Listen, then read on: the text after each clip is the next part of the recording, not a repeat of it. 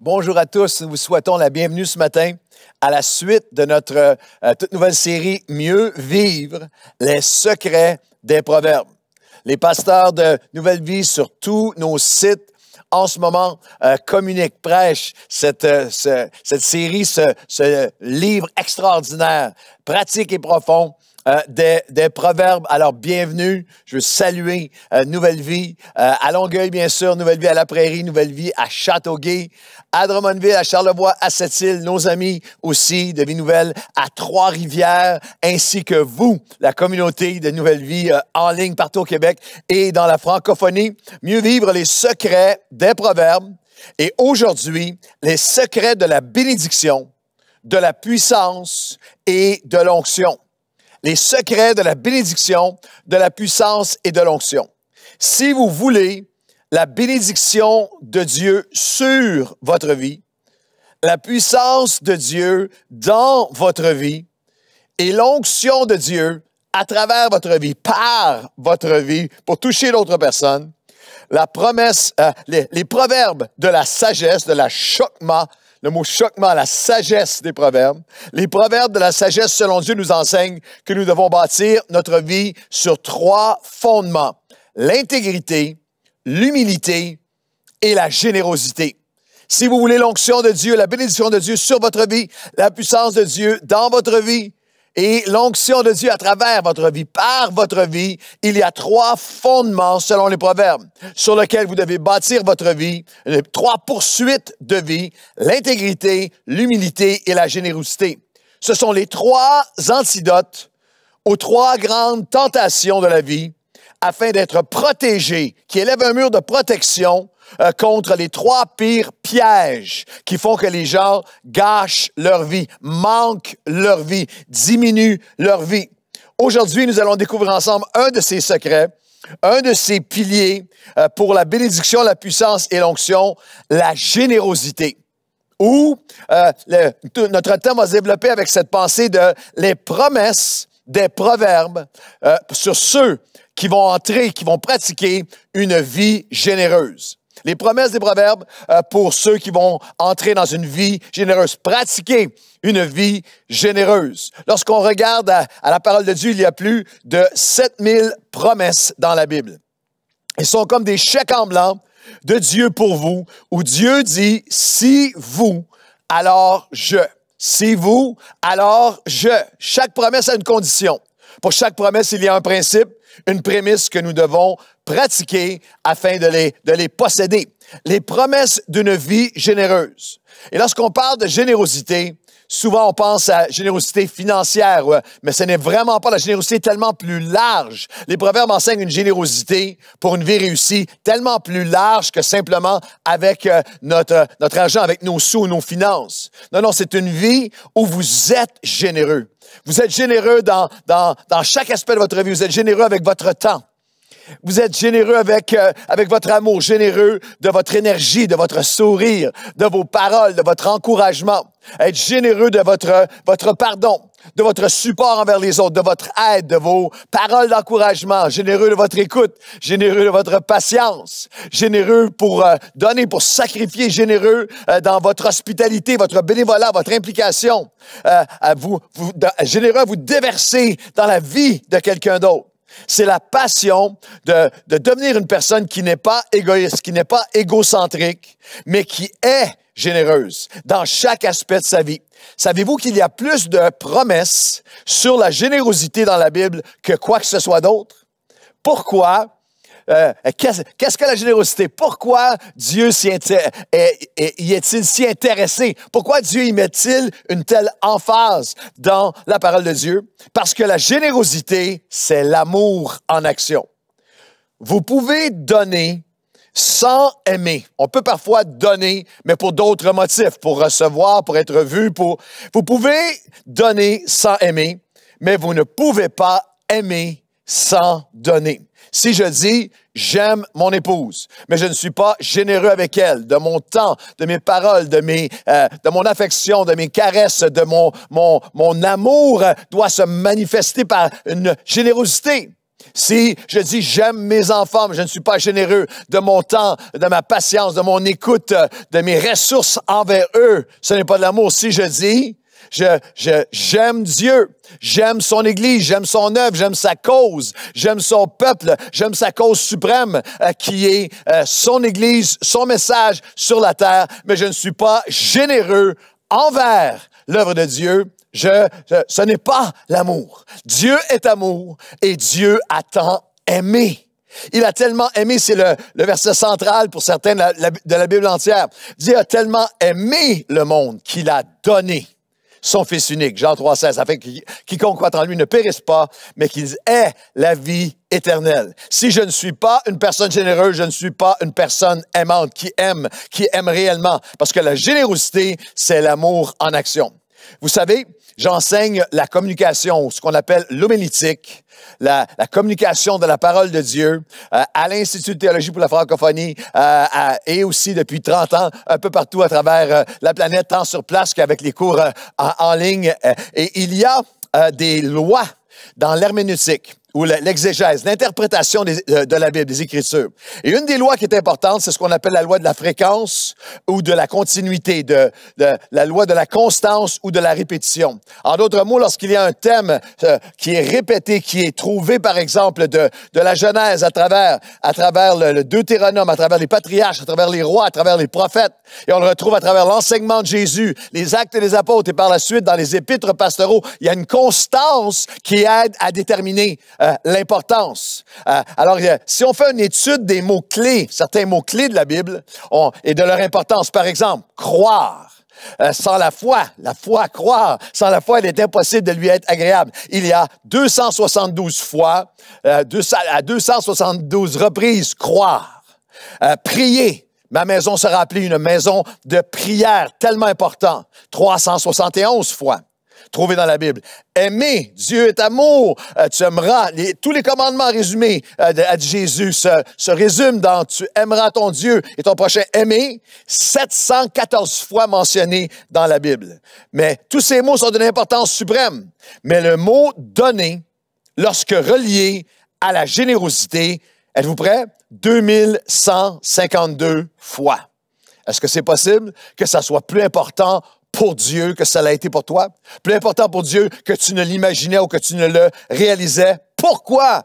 Parce que Dieu est un Dieu généreux, un Dieu qui donne, un Dieu de générosité. Les Proverbes enseignent en fait, tu ne connais pas le Seigneur si tu ne pratiques pas la générosité. Il n'y a pas de sagesse sans générosité.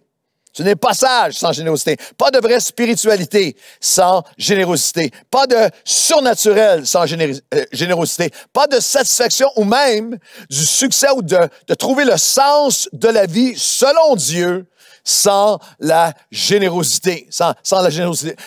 La générosité dans chaque aspect de ta vie. Les secrets de la bénédiction, de la puissance et de l'onction, les promesses d'une vie généreuse dans les proverbes. Dès le tout premier, les premiers versets du premier proverbe, si tu veux augmenter ton savoir, ta connaissance, ta compétence, ton habilité, tes habilités, ton expertise pour mieux vivre et saisir le sens des secrets de Dieu pour réussir ta vie, Proverbe 1, dès le verset 3, Proverbe de Salomon pour connaître la sagesse, l'achoppement de Dieu, pour recevoir les enseignements de bon sens, de justice, tout de suite en commençant, de justice, d'équité, de droiture, pour donner discernement, connaissance et réflexion. Tout au long des proverbes, il y a ce contraste entre l'insensé, celui qui n'a aucun sens de Dieu, aucune crainte de Dieu, aucune reconnaissance, aucune obéissance, aucune dévotion à Dieu. Il n'a aucun sens de Dieu. Il est insensé, toujours un contraste dans les proverbes, et le juste. Le tzadikim en hébreu. Par définition, le juste est la personne qui est prête à donner d'elle-même, de ses ressources, de se désavantager pour aider, pour l'avantage de quelqu'un d'autre, d'une personne ou d'une communauté. L'insensé n'a aucun sens du cœur de Dieu, de la générosité de Dieu, de sa préoccupation pour chaque être humain, de la générosité de Dieu, et à laquelle il nous appelle. L'insensé, c'est la personne qui met résolument tous ses intérêts à lui ou à elle au-dessus de tous les autres. C'est son seul sens. Il n'a pas de sens à ce qui est autour de lui. Il a seulement un sens de lui-même. C'est un insensé, ni de Dieu, ni des autres. Le Proverbe 2, 6 à 10. Car l'Éternel donne sagesse. Il protège. On parle des promesses d'une vie généreuse. L'Éternel donne sagesse. Il protège ceux qui la pratiquent. Il devient un bouclier pour celui qui marche dans les sentiers de la justice. C'est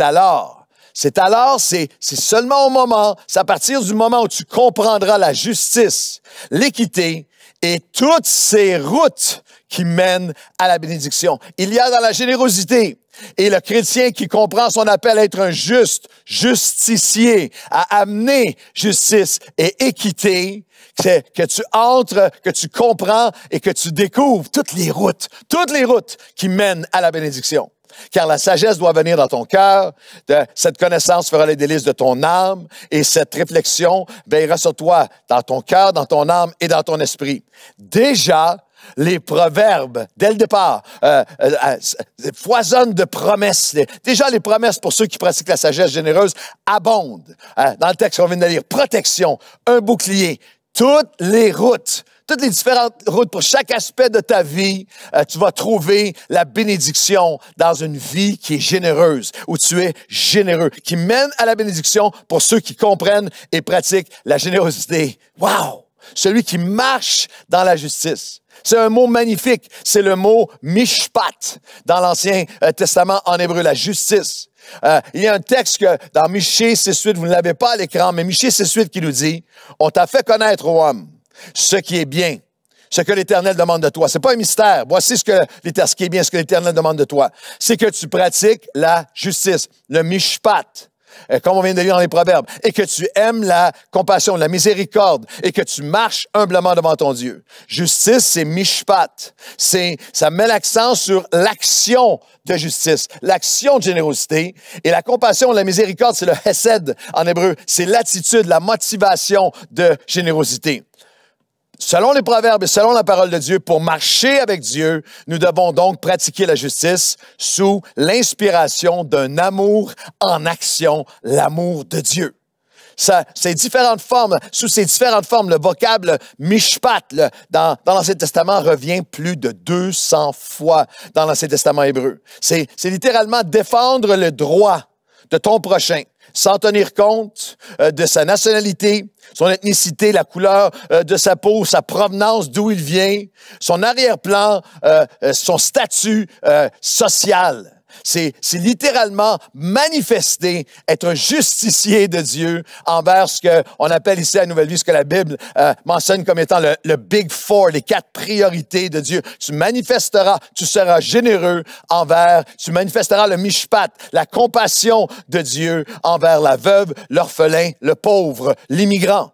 C'est alors seulement que tu comprendras la justice, les chemins qui mènent à la bénédiction. Et ce qui est très, très important, c'est que tous les principes, passions et priorités et pratiques de générosité dans les Proverbes sont aussi au cœur de l'enseignement de Jésus, au cœur de la vie de la première Église modèle des Actes, au cœur même foisonnant dans les épîtres pastoraux conduits par l'Esprit aux Églises. C'est pas un truc de l'Ancien Testament. C'est littéralement les mêmes mots, les mêmes concepts. Pour chaque proverbe que je vous lis, il y a un équivalent dans la Nouvelle Alliance. On l'a vu, un exemple magnifique ici, où il dit cette poursuite de justice, cette poursuite de générosité, cette sagesse doit venir dans ton cœur, elle doit être dans ton âme et elle doit être dans tes pensées, dans ta réflexion. Exactement comme Jésus qui a enseigné, tu vas aimer le Seigneur ton Dieu de tout ton cœur, toute ton âme, toutes tes pensées et ton prochain comme toi-même.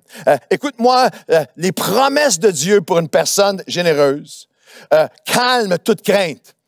Quelle que soit l'angoisse, quelles que soient les sources d'anxiété, celui qui marche dans la générosité a des promesses qui apaisent toute peur pour l'avenir. Écoutez-moi ce matin, aujourd'hui, et surtout, écoutez Dieu.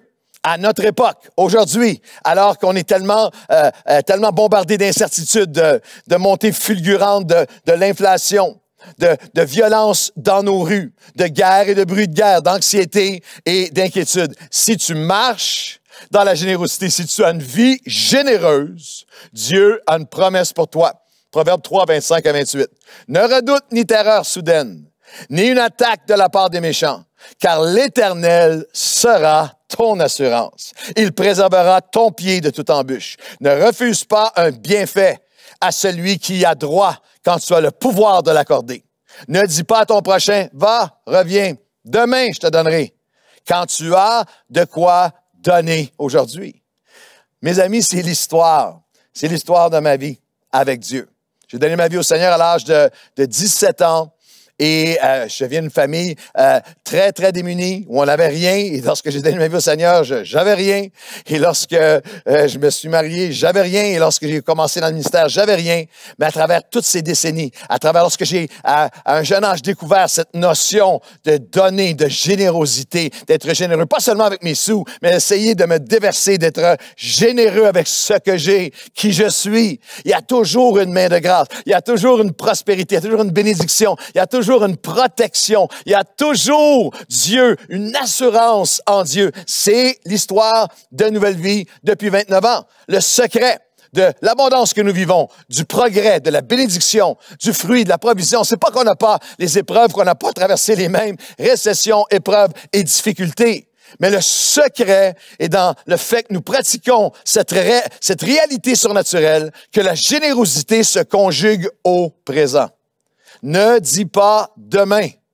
La générosité se conjugue au présent avec ce que tu as le pouvoir de donner aujourd'hui et non demain ou un jour. Proverbe 15, 1 et 22, 23. Dieu aime celui ou celle qui donne qui poursuit la justice. Ne méprise pas le pauvre, ne néglige pas celui qui est ne le néglige pas parce qu'il est démuni. N'oublie pas le malheureux à la porte. Il y a des malheureux autour, à ta porte. Ne l'oublie pas, ne le néglige pas, ne l'ignore pas. Car l'Éternel est celui qui défendra leur cause. Ne refuse pas un bienfait. Ne dis pas, va, reviens demain. Quand tu as de quoi donner aujourd'hui, quand tu conjugues la générosité, pas au hier ou au demain, mais au présent. Nouvelle Vie depuis 29 ans, nous voulons être le peuple qui défend la cause de ceux que personne ne défend. Qui défend celui qui est opprimé, qui est vulnérable, celui qui a été abandonné. Nouvelle Vie depuis 29 ans, des proverbes à Jésus, aux Épîtres du Nouveau Testament, à nous aujourd'hui, à notre époque. Les paroles des proverbes retentissent dans les Épîtres à nombreuses reprises, comme dans 2 Corinthiens 8, 11 à 14. C'est aujourd'hui que ça se passe avec ce que tu as. L'apôtre Paul le reprend mot à mot. Là, lorsqu'il dira dans un enseignement de générosité, il est en train d'enseigner les églises parce qu'il y a une famine, il y a une période de grande pauvreté. Alors, il sollicite des offrandes matérielles dans les églises. Il dira la bonne volonté, lorsqu'elle est authentique, est agréable à Dieu avec ce qu'elle a aujourd'hui. Si c'est vrai, si ta bonne volonté est authentique, tu donnes avec ce que tu as aujourd'hui et non à sa disposition aujourd'hui et non ce qu'elle n'a pas ou aura demain. Et Paul répète littéralement, ramène dans le Nouveau Testament, il s'agit d'une loi de justice et d'équité, 2 Corinthiens 8, 11 à 14. Depuis 29 ans de Nouvelle Vie, c'est notre histoire. C'est l'historique même du tout début de notre Église. Et maintenant, sur tous nos sites, entendez bien, nous avons débuté un 8 août 1993. Et le premier message que j'ai apporté aux quelques personnes qui étaient là, au groupe qui était là, était le message sur Ésaïe 58. Le premier message qui a été prononcé pour lancer l'Église Nouvelle Vie, c'est « Donne ton pain, celui qui a faim, couvre celui qui est nu. Si tu donnes de ta substance à ton semblable, tu diras « Éternel, et je dirai, me voici, dit le Seigneur. Je vais marcher devant toi, je vais te couvrir, je vais te protéger, je vais marcher devant toi, tu ne manqueras de rien, et on va t'appeler celui qui rend le pays habitable, celui qui répare ce qui était brisé. Ça, c'était la première semaine et j'ai appelé les gens à amener des boîtes de carton où on mettait des conserves à l'intérieur. C'était extrêmement modeste comme Église. Et dans les mois qui ont suivi, l'organisme Action Nouvelle Vie a commencé et on a commencé à solliciter pour avoir des dons. Et je ne sais pas exactement pourquoi, mais les premiers dons qu'on a reçus, c'était presque exclusivement des légumes. Et on était reconnaissant pour ça, pour on le distribuait. Mais encore plus exclusivement du brocoli. peut-être parce qu'il y a beaucoup de gens il y a beaucoup d'enfants qui n'aiment pas manger du brocoli, mais nous, on s'est fait donner beaucoup de brocoli. Et on n'avait aucun entrepôt, alors on mettait les boîtes des dons de brocoli qui avaient été donnés à l'organisme Action Nouvelle Vie. On était littéralement mis la semaine dans la petite salle qu'on louait pour les réunions. Alors, je me souviens spécifiquement d'un dimanche, on avait beau nettoyer, on enlevait tout pour le dimanche, bien sûr, mais ça sentait quelque chose. Et je me souviens littéralement, après une réunion, d'avoir un couple qui venait visiter notre église, alors que moi, je les salue, puis je m'en allais. J'ai entendu le monsieur dire à son épouse, en tout cas, si jamais je cherche un slogan, Nouvelle Vie, ça pourrait être Nouvelle Vie, l'église qui sent le brocoli. Et j'ai vraiment prié à ce moment-là, espérer qu'on serait connu pour autre chose que le fait qu'on sent le brocoli. Et ça, c'était le premier dimanche. Et d'une manière que je crois qui est prophétique, on s'est retrouvé que la deuxième semaine, j'avais pris des engagements des mois auparavant pour aller être en mission en Haïti avec une équipe humanitaire communautaire. Et moi, j'apportais la parole dans des conférences. Et on a agonisé, est-ce qu'on devrait annuler? Ça n'a pas de bon sens que je ne sois pas là la deuxième semaine du début de l'Église. Mais finalement, on a dit, on a pris l'engagement, il faut y aller. Et j'étais en Haïti alors qu'on était à la deuxième semaine de Nouvelle Vie. En Haïti, le dernier jour de la conférence que j'ai, le pasteur Wilson Charles, avec qui nous sommes encore partenaires aujourd'hui, a dit devant tous ceux qui étaient là, pasteur Claude, juste te mentionner qu'il y avait eu 10 églises qui avaient pris un engagement envers nous. Vous êtes les seuls qui n'ont pas annulé. Lui avait aucune idée à quel point on avait passé près d'annuler. Il y a quelque chose qui avait été écrit dans mon esprit à ce moment-là. Nous devons être marqués par ce cœur de générosité maintenant, aujourd'hui. Ça se conjugue maintenant avec ce que nous avons. Et c'était bien modeste, savez-vous? À notre première année, l'Église entière, première année, le rapport aux membres après un an, comme on a fait récemment auprès de notre congrégation. Le rapport comptable, l'année entière, l'Église entière, la première année, avait notre revenu était de 150 000 $ total. Et on disait, wow! L'organisme Action Nouvelle Vie était tenu, comme il est aujourd'hui, d'avoir une rigoureuse comptabilité de la valeur de ce que nous distribuons, de ce que l'organisme Action Nouvelle Vie distribue. Et la première année, je me souviens, on avait appris l'organisme avait distribué pour 100 000 $ dans l'année entière. Et on a dit, wow! Et c'était wow! Mais d'année en année, sous la faveur de Dieu. Parce que là où il y a une vision de Dieu, il va y avoir une provision du cœur de générosité de Dieu. Savez-vous la valeur totale de ce que Action Nouvelle Vie, l'organisme, a distribué seulement en 2021?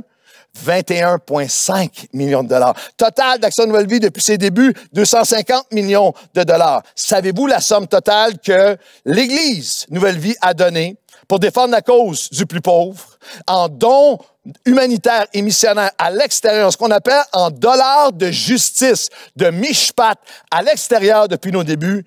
Nouvelle Vie a donné vous avez donné plus de 17,5 millions de dollars. Parce que et ce n'est que le commencement, et c'est exponentiel, à l'extérieur, parce que lorsque nous vivons généreusement, c'est là, les promesses d'une vie généreuse, on regarde à une promesse aujourd'hui, et je vais continuer dans un deuxième message dans quelques semaines. C'est trop riche, c'est trop important, je veux trop vous voir vivre la bénédiction, l'onction et la faveur. Les promesses d'une vie généreuse dans les Proverbes, la première promesse, c'est lorsque je vis une vie généreuse, une vie généreuse me rapproche de Dieu, une vie généreuse me fait ressembler à Dieu. Une vie généreuse me fait ressembler à Dieu. Proverbe 29, 7. Le juste connaît la cause des plus démunis, des vulnérables et des oubliés. Mais l'insensé ne s'en préoccupe pas, il fait un contraste. L'insensé souffle le feu dans la ville. Il attise la colère dans la ville. Mais le juste cherche à calmer les colères. C'est une question pour nous tous qui nous considérons, bien sûr, tous ceux qui se considèrent comme justes et ceux qui, bien sûr, ne se voient pas comme insensés. Suis-je le juste? Pas selon mes définitions, selon celles de Dieu. Suis-je un juste ou un insensé? Est-ce que je suis quelqu'un qui connaît la cause, se préoccupe de la cause des plus démunis, des vulnérables et des oubliés? Ça fait partie de mes pensées, de mes réflexions, de mes actions, de mon budget, de ma vie, de mes passions, de mon temps. Ou suis-je l'insensé qui, lui, ne s'en préoccupe pas et qui souffle est-ce que je suis celui qui souffle la colère sur les médias sociaux, qui souffle la division, la critique, le cynisme et même les préjudices ou la discrimination? Est-ce que je suis celui qui apporte la paix, qui sait et comprend qu'il y a des raisons à la colère, que l'injustice que les gens vivent est souvent porteuse, racine de leur colère. Et je fais partie de ceux, des justiciers, qui par leur générosité cherchent à calmer les colères. Comprenez bien, lorsque je parle d'être juste, je ne parle pas de notre justice salvatrice, de notre justification positionnelle devant Dieu. Notre justice devant Dieu, elle est en Christ. Toutes nos fautes ont été mises sur lui. Nous sommes devenus, nous qui étions séparés de Dieu, toutes nos fautes sont sur Christ. Et lorsqu'il meurt, il ressuscite. Sa justice nous est attribuée. Nous sommes justes seulement par Jésus-Christ. On ne parle pas de pratiquer la générosité comme étant le prix pour avoir une relation avec Dieu. Mais pratiquer la générosité, c'est la preuve, selon les proverbes et selon la parole de Dieu, que tu as une relation avec Dieu. Lorsque nous disons qu'une vie généreuse me fait ressembler à Dieu, nous ne prétendons pas que les chrétiens ont le monopole de la générosité. Il y a plein de gens qui ne connaissent pas le Seigneur qui sont généreux. Mais les chrétiens sont appelés à être des modèles. On n'a pas le monopole de la générosité, mais nous sommes appelés à être des modèles et des manifestations du cœur de Dieu et de sa générosité. Une vie généreuse me fait ressembler à Dieu parce qu'une vie généreuse, c'est entendre comme Dieu entend. Proverbe 18, 23, 21, 13, 14. Le pauvre appelle en suppliant et le riche répond avec dureté. Celui qui ferme son oreille au pauvre criera lui-même et n'aura pas de réponse. Un don fait en secret apaise, un don généreux calme, et c'est une joie pour le juste de pratiquer la justice. Ressembler à Dieu, c'est ressembler à la générosité de Dieu, c'est entendre et écouter comme Dieu. Le cri silencieux parfois de ceux qui souffrent. Question, est-ce que j'entends, est-ce que je réponds à ce cri silencieux de ceux qui souffrent d'injustice, de maltraitance, qui n'ont pas de chance égale, qui subissent l'injustice? Question, est-ce que j'ouvre ou ferme mon oreille, mes ressources, mon chéquier, mon temps, tout ce que j'ai à ce cri? Est-ce que j'ai l'oreille de Dieu? Quelle est ma réponse? Est-ce que je fais partie de ces héros de l'ombre qui, selon Dieu, dans le texte qu'on vient de lire, qui donnent fidèlement, pas pour être vus, reconnus ou applaudis, mais parce que j'ai entendu le cri des vulnérables. Le cœur de Dieu pour eux résonne en moi. J'entends comme Dieu entend. Est-ce que je fais des dons qui apaisent et calment la fureur, la colère et donnent espoir? Question, est-ce que c'est une joie pour moi, mot à mot dans le Nouveau Testament, car Dieu aime ceux qui donnent avec joie?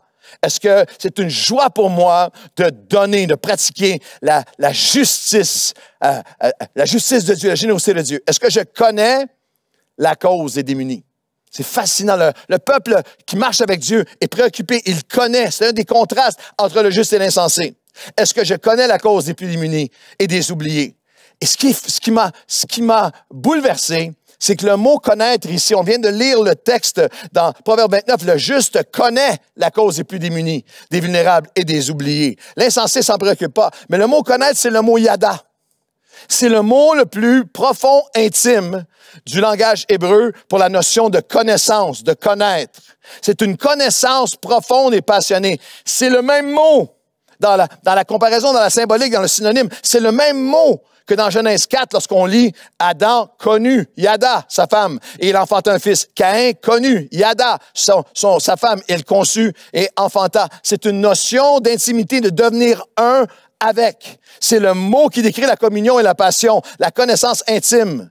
C'est littéralement Dieu qui dit, vous n'êtes pas sage, vous n'êtes pas comme moi, à moins que vous ne marchiez dans une connaissance intense où vous devenez un, passionné, intense. Tu deviens un avec la cause des plus pauvres, des plus démunis, des oubliés, des vulnérables. C'est littéralement la générosité, une vie généreuse me fait ressembler à Dieu. J'entends comme lui et je vois comme Dieu. Proverbe 29, 2. L'homme dont le regard est généreux, il va être béni. Vu les promesses s'accumuler, il va être béni, il va être protégé, il va être conduit, il va être multiplié. L'homme dont le regard est généreux, la femme, l'Église dont le regard est généreux, sera béni parce qu'il donne aux plus pauvres. La générosité, c'est une façon de voir comme Dieu voit. De voir la vie, c'est un œil attentif. C'est que je vois chaque aspect de ma vie différemment. C'est la générosité, c'est voir comment je vois mes ressources, comment je vois voir mes priorités comme Dieu les voit, voir mes ressources comme Dieu les voit, voir mes talents comme Dieu les voit, voir mes capacités comme Dieu les voit, voir mes objectifs de vie, mes ambitions comme Dieu les voit. C'est de voir mon voisin. C'est de voir mon concitoyen, c'est de voir mon quartier, c'est de voir l'autre quartier à l'autre bout de la ville. C'est de voir les gens différents de moi, c'est de voir les plus vieux et les plus jeunes, c'est de voir les enfants, les ados, c'est de voir les gens du bel âge, de ma nation, des premières nations et des nations du monde, comme Dieu les voit. C'est entendre comme Dieu, c'est voir comme Dieu. Et la générosité, c'est de donner comme Dieu donne. Donner comme Dieu donne. Proverbe 20, comme il nous a donné, il nous donne encore. Proverbe 24, 10 à 12. Si tu faiblis au jour de la détresse, ta force n'est que détresse. Délivre ceux qu'on traîne à la mort. Ceux qu'on va égorger, sauve-les. Si tu dis, on ne savait pas. Nous ne savions pas. Celui qui pèse les cœurs ne voit-il pas? C'est entendre comme Dieu, c'est voir comme Dieu. C'est donner comme Dieu. Celui qui veille sur ton âme, ne le connaît-il pas? Et ne rendra-t-il pas à chacun selon ses œuvres? Celui qui est généreux va être béni, Dieu va lui rendre selon ses œuvres. Et le Proverbe 25, 21, 22, même si ton ennemi a faim, donne-lui du pain à manger. S'il a soif, donne-lui de l'eau à boire, car ce sont des charbons ardents que tu amasses sur sa tête, et l'Éternel te récompensera. La compassion, la miséricorde de Dieu, tu le sais, se renouvelle à chaque jour. Parce que Dieu nous a donné le souffle hier. Et s'il disait, parce que je t'ai donné le souffle hier, je n'ai pas besoin de te donner le souffle aujourd'hui. Dieu renouvelle sa générosité, donne et donne et donne. Et nous voyons comme Dieu, entendons comme Dieu, mais nous donnons comme Dieu. La générosité de Dieu en nous et par nous ne faiblis pas. Si tu faiblis au jour de la détresse, ta force n'a que détresse. La force que tu avais hier n'a aucune. La force que tu as aujourd'hui n'a aucune aide pour celui qui est en détresse si tu te reposes dans ce que tu as fait hier. La générosité de Dieu en nous et par nous ne s'use pas, ne se lasse pas, ne faiblit pas, n'arrête pas à ses dons d'hier face aux détresses d'aujourd'hui, même face à ton ennemi.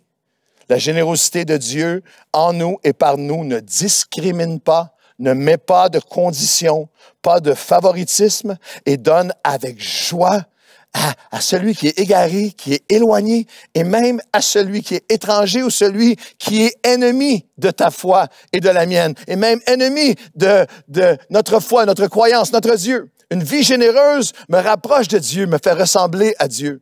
Nous avons vu ces nouvelles vies depuis 29 ans. C'est aussi simple que ça, mais aussi puissant que ça. Nous avons vu les besoins, nous avons entendu des cris et nous avons choisi de donner avec ce que nous avons. Et au moment, pas au demain, au aujourd'hui, et alors qu'on cherche, nous, passionnément, à rencontrer le besoin, Dieu multiplie. Dieu multiplie. Dieu le multiplie.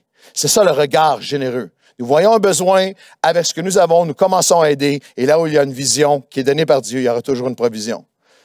Dans tout ce que nous faisons. C'est comme ça que l'organisme Action Nouvelle Vie, il y a un besoin de nourriture pour les familles, il y a une banque alimentaire qui se développe, il y a un besoin non seulement de nourriture, mais il y a un besoin d'aide dans des moments spéciaux de l'année. Alors c'est Noël, c'est des cadeaux, c'est des paniers de Noël. Il y a un besoin pour des vêtements. Alors l'organisme met sur pied la boutique, le support pour donner des vêtements de qualité aux familles. Il y a un besoin pour les mamans. Avec les mamans avec leurs bébés. Alors, il y a un programme qui naît à partir de « J'ai entendu, j'ai vu, je veux donner comme Dieu donne ». Un programme Bon Départ pour maman et bébé. Les jeunes n'ont pas les fournitures scolaires pour aller à l'école. Il y a un programme qui naît « J'ai entendu, j'ai vu, je vais donner pour un retour à l'école ». Distribution de vélos, de fournitures scolaires, de vêtements. Il y a un besoin pour tous les nouveaux arrivants. On a entendu, on a vu. Alors, nous allons donner, nous allons aider, nous allons soutenir, nous allons être justiciers. Il y a un besoin de traduire l'espoir pour les nouveaux immigrants, les nouveaux arrivants. Il y a un besoin pour des jeunes qui sont menacés, qui sont aux prises avec la criminalité, l'itinérance des ados, exploitation sexuelle, prostitution, itinérance. Alors, il y a un besoin. L'organisme crée le 2159 pour venir rencontrer ce besoin. On a entendu, on a vu, nous allons donner. Il y a un besoin pour les gens qui ne peuvent pas venir même chercher leur nourriture. Action Nouvelle Vie. Alors, il y a une distribution qui est faite. Il y a des distributions, il y a maintenant des livraisons, il y a maintenant des marchés qui vont dans des lieux stratégiques de la ville parce qu'il y a un besoin, on a vu, et Dieu multiplie. L'Église Nouvelle Vie, nous-mêmes, l'Église de Longueuil, aux Premières Nations, il y a un besoin dans une place qui s'appelle Kississakik ou qui s'appelle Obidjouan. Mais après, il y a un besoin au Lac-Simon et à Manawan. Il y a un besoin, lorsqu'on arrive, au-delà de ce qu'on apporte, il y a un besoin de rénover un gym. Il y a un besoin de rebâtir un centre jeunesse. Il y a un besoin de mettre des banques alimentaires, de créer des banques alimentaires sur chaque territoire autochtone des Premières Nations où le Seigneur nous appelle. Alors nous voyons, nous entendons, nous donnons. Il y a un besoin, nous voyons, et c'est ce qui donne naissance à tout. À intervention en CHSLD, dans les hôpitaux, dans la restauration extérieure de parcs de centres jeunesse de la DPJ au fil des années, de ressources pour femmes victimes de violences. Il y a un besoin dans les pénitenciers pour hommes et pour femmes. Alors à chaque jour, chaque mois, chaque année, pas demain, aujourd'hui, voici maintenant ce qu'on voit, ce qu'on entend et ce à quoi nous répondons. Il y a un besoin en Haïti, il y a un besoin dans 15 pays du monde. Alors nous donnons, il y a un besoin en 2022 en Ukraine. Jamais le texte n'est aussi vivide qu'aujourd'hui. Délivre ceux qu'on traîne à la mort. Ceux qu'on va égorger, sauve-les. Jamais aussi réel. Jamais aussi réel. C'est réel depuis 29 ans. Mais en ce moment, par les dons que vous avez faits, que vous faites pour l'Ukraine, des centaines et centaines de tonnes de nourriture qui vont vers ceux qui n'ont pas mangé en Ukraine. Et à chaque voyage, chaque convoi ramène ceux qui étaient destinés à la mort, à la menace, à la guerre, au bombardement, les ramène, leur sauve la vie et les ramène à la sécurité. C'est ce que le cœur généreux de Dieu en nous fait. Nous voyons comme Dieu voit. L'homme dans le regard est généreux, il est béni, pas seulement parce qu'il voit, mais parce qu'il donne. Il sera béni parce qu'il entend et voit, mais parce qu'il donne. C'est la différence entre la pitié et la générosité. Entre l'horreur, c'est donc terrible. Entre le cynisme qui nous déresponsabilise, l'empathie sans action, ça me fait vraiment de la peine de voir ça, ça me touche. Et la générosité. Nous ne sommes pas un club de bénédiction spirituelle entre nous, en déni, comme si nous refusions de savoir. Lorsque tu dis « je ne savais pas, je ne sais pas », nous ne savions pas.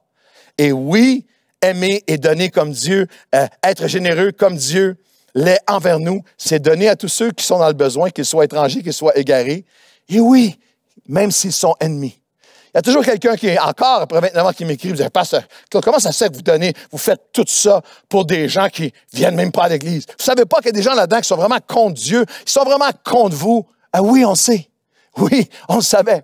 Mais nous donnons comme Dieu nous a donné. Lorsque nous étions, lorsque tu étais, lorsque j'étais, ennemi de Dieu, étranger de Dieu, éloigné de Dieu, lorsque j'étais enchaîné loin de Dieu, je secouais mon poing envers Dieu, Dieu a donné et donne encore. Il a manifesté son amour envers nous en donnant son Fils lorsque nous étions étrangers pour nous réconcilier avec lui.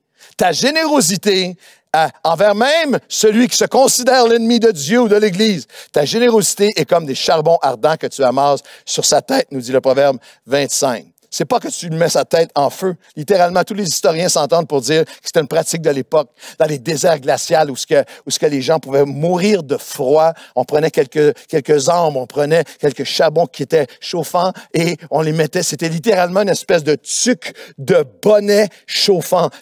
Ta générosité, dans tes actes de générosité sont comme des charbons ardents et par ces charbons ardents, tu protèges.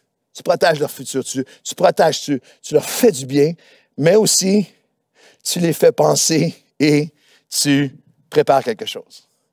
Il y a tellement, vous savez, le nombre de personnes, le nombre de témoignages au fil des années par milliers de gens qui nous ont dit qu'ils sont venus à Dieu à un moment de leur vie parce que précédemment, leur premier contact avec la foi chrétienne a été à travers une générosité qu'ils ont reçue ou que quelqu'un près d'eux, mes parents, mes enfants, mes amis, moi-même, dans un moment de difficulté, de voir que j'avais jamais vu l'Église comme ça, j'avais jamais vu les chrétiens comme ça. Et c'est un charbon qui est sur leur tête. Ils y pensent et ça prépare leur cœur à recevoir le don ultime de Dieu qui est Jésus lui-même. Une vie généreuse me fait ressembler à Dieu.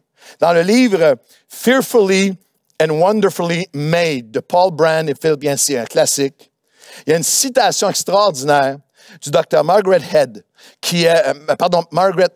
Mead, qui est l'une des plus grandes anthropologues américaines du 20e siècle.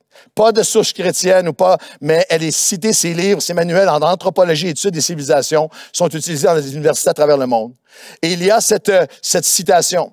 Un étudiant a demandé un jour à l'anthropologue Margaret Mead ce qu'elle considérait comme le premier signe de civilisation dans une culture. L'étudiant s'attendait à ce que l'anthropologue parle de crochets, de bois en argile, de pierres aiguisées, mais non.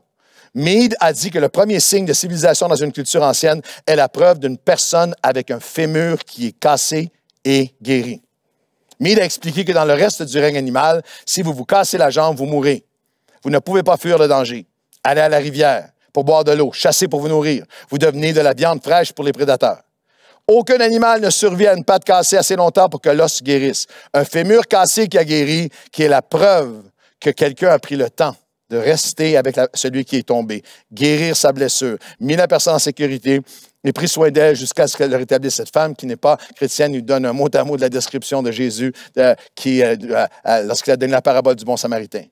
Aider quelqu'un à traverser des difficultés est le point de départ de la civilisation, a expliqué Mead. La civilisation est une aide communautaire. Mes amis, le premier signe ultime d'une Église, le signe ultime d'une Église, la caractéristique première, la marque absolue d'une Église ou d'un croyant qui comprend et connaît le cœur et la sagesse de Dieu, qui veut marcher dans la bénédiction, l'onction et la faveur de Dieu, le signe que tu appartiens à Dieu, que tu ressembles un tant soit peu à Dieu, c'est que nous guérissons des vies cassées.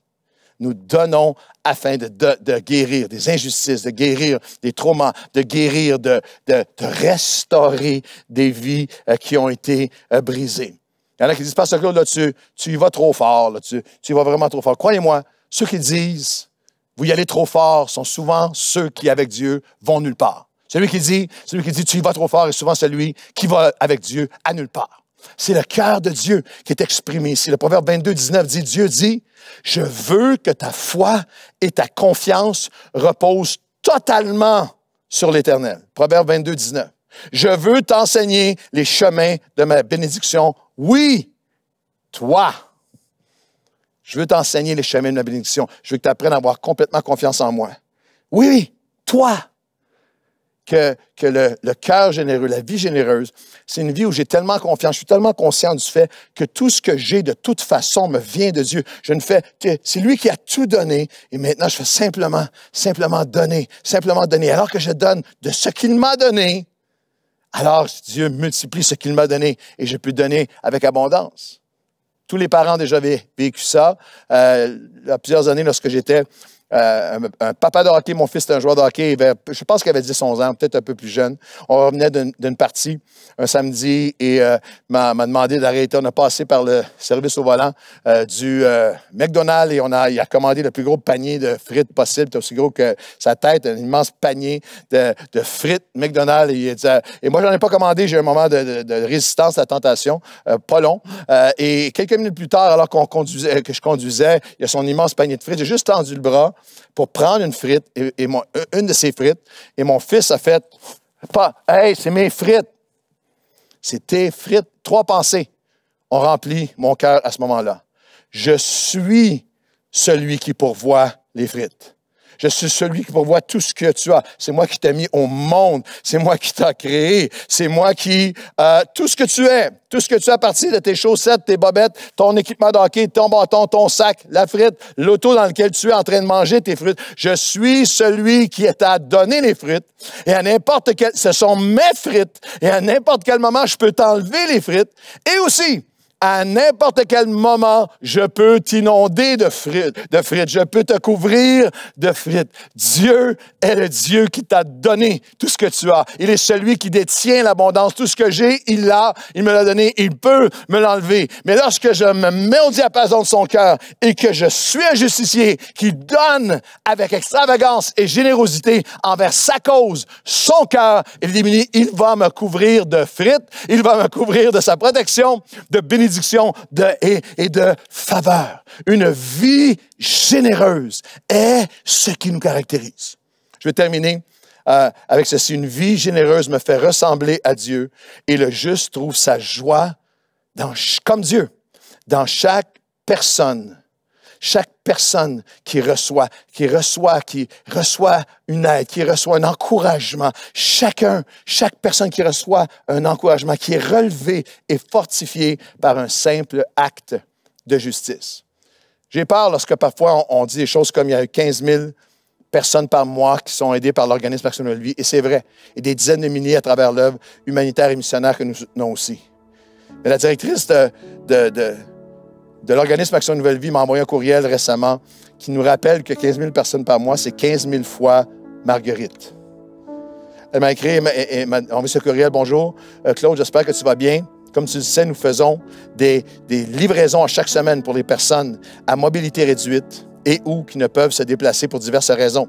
Je voulais partager ce beau témoignage d'une dame de 78 ans, Marguerite, qui nous a téléphoné pour nous remercier.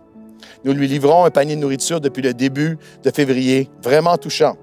Madame Marguerite, 76 ans, a laissé ce message à l'Organisme Action Nouvelle Vie. Depuis que je reçois les services de livraison, j'ai un meilleur moral. Mon cœur est en joie. Chaque fois que je reçois une livraison, j'ai toujours de belles surprises. J'ai eu un accident il y a 7 ans et c'est la première année que je vais mieux, car vous êtes les seuls qui m'offrent le soutien et cela au-delà de l'aide alimentaire. Grâce à vous, j'ai pu remonter la pente car je peux mettre mes énergies là où j'en ai besoin, au lieu de me casser la tête à savoir si je pourrais manger dans notre ville. Puisque je mange bien, ma santé s'améliore. Marguerite nous dit, j'ai même commencé à me défaire des médicaments contre l'anxiété avec l'aide de mon médecin et j'espère même en prendre encore moins. C'est incroyable le bien que vous me faites, nous dit Marguerite. Est-ce que vous comprenez que lorsque Marguerite dit, mon cœur est dans la joie, son cœur est dans la joie, notre cœur est dans la joie. C'est une générosité qui me fait ressembler à Dieu pour qui chaque âme qui vient ou revient à lui est un sujet de fête et de célébration. Dimanche dernier, j'ai eu le privilège extraordinaire d'être présent et d'être là pour apporter la parole et célébrer l'inauguration d'un de nos derniers sites, Nouvelle Vie, dans la ville de Drummondville, au Québec. Au-delà du fait qu'il y avait 337 personnes, et plusieurs m'ont dit que c'était le plus grand rassemblement évangélique de l'histoire de la ville de Drummondville, c'est les personnes, c'est les gens. Et vous savez, nous avons entendu, nous avons vu. Il y a des gens pendant des années qui faisaient des heures de distance pour venir à notre église ici à Longueuil. Ils disaient, si nous rêvons d'une église à Drummondville. Nous avons donné, nous avons investi des centaines et centaines de milliers de dollars pour être capables d'implanter cette église et les bâtiments et tout ce qui est nécessaire.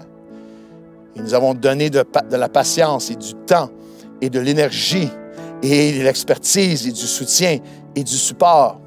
Mais dimanche dernier, un des moments très, très puissants, même, je dirais, depuis très longtemps dans ma vie, c'est lorsqu'à la fin de la réunion, il y avait un moment de célébration, j'étais dans le hall à l'arrière qui était bondé. Il y a plusieurs personnes qui ont donné leur vie au Seigneur dimanche dernier. Mais entre autres, il est arrivé un moment où il y a une famille qui est venue, 3 générations. Et les deux, les grands-parents, les parents et les petits-enfants qui étaient là. Et il y a un garçon qui était là de 21 ans, qui s'est approché de moi avec toute sa famille autour et qui m'a dit, j'ai vraiment été touché ce matin, et il a éclaté en sanglots. Et j'ai dit, veux-tu que je prie avec toi? Il dit oui. Et on a prié ensemble et toute la famille était autour. C'est un moment dans le milieu du lobby. Et quelques minutes après, la famille m'expliquait qu'eux ont continué à suivre le Seigneur pendant des années, mais ce garçon-là n'avait jamais mis les pieds dans une église. Mais était venu quelques fois auparavant lorsqu'il y avait une nouvelle vie qui était en train. Il est venu ce dimanche-là et a donné sa vie au Seigneur ce matin-là. Une âme. Et je sais qu'à ce moment-là, le ciel a éclaté en allégresse. Le cœur de Dieu dans la joie. Le cœur généreux de Dieu qui a donné son Fils dans la joie. Et lorsque la famille s'est retirée en silence, la maman, les yeux pleins d'eau, s'est tournée et a fait « Merci ». Et moi, je dis « Merci, Seigneur, que tu puisses nous communiquer ton cœur de générosité afin que nous puissions être plus comme toi, te ressembler à toi. » Alors, veux-tu te joindre avec moi pour prier aujourd'hui? Seigneur Dieu, les secrets des proverbes, les secrets de la bénédiction, de la puissance de l'onction, de sa faveur sur notre vie. Seigneur, je veux ta bénédiction sur ma vie. Je veux, Seigneur, ta puissance dans ma vie. Je veux ton onction à travers, par ma vie, pour toucher d'autres, ta faveur. Seigneur, je ne serai pas un insensé qui a un sens seulement de lui-même. Je veux être un justicier, un juste, un homme, une femme qui se préoccupe, qui se donne avec ton cœur à toi, à une vie généreuse. Je veux entendre. Si j'ai arrêté d'entendre, ouvre mon cœur à nouveau. Je veux voir et je veux donner. Non pas sporadiquement, par l'émotion, par la culpabilité, mais de l'intérieur. Donner avec joie, avec constance et avec toujours plus de sacrifice. Avec confiance de ta bénédiction. Seigneur, pardon si j'ai été indifférent, oublieux, négligent, si j'ai perdu ton œil, ton oreille et ton cœur. Seigneur, aide-moi, je veux être plus généreux. Augmente ma foi de mettre ma confiance en toi, qu'alors que je donne à ton œuvre, à ton cœur de justice, tu vas bénir, tu vas multiplier. Seigneur, je fais aujourd'hui une alliance avec toi. Je m'engage aujourd'hui, à commencer aujourd'hui. Pas, j'ai donné hier. Je ne dis pas demain, aujourd'hui. Au mieux de mes ressources maintenant, dans cette saison de ma vie. Seigneur, aide-moi à ne pas faillir, ne pas faiblir en chemin, à aimer comme toi tu aimes. À donner comme toi tu donnes lorsque les jours seront plus difficiles ou lorsque j'ai tendance à oublier ou d'autres choses m'attireront. Seigneur, j'ai donné hier et tu m'as tellement béni. Je veux donner aujourd'hui et demain jusqu'à ton retour. Seigneur, je veux être généreux parce que lorsque je suis généreux, je te ressemble. C'est lorsque je suis plus généreux que je te ressemble le plus. Et nous voulons te ressembler. Nous voulons marcher dans la sagesse des proverbes pour mieux vivre une vie généreuse et toutes ses promesses. Au nom de Jésus, Amen.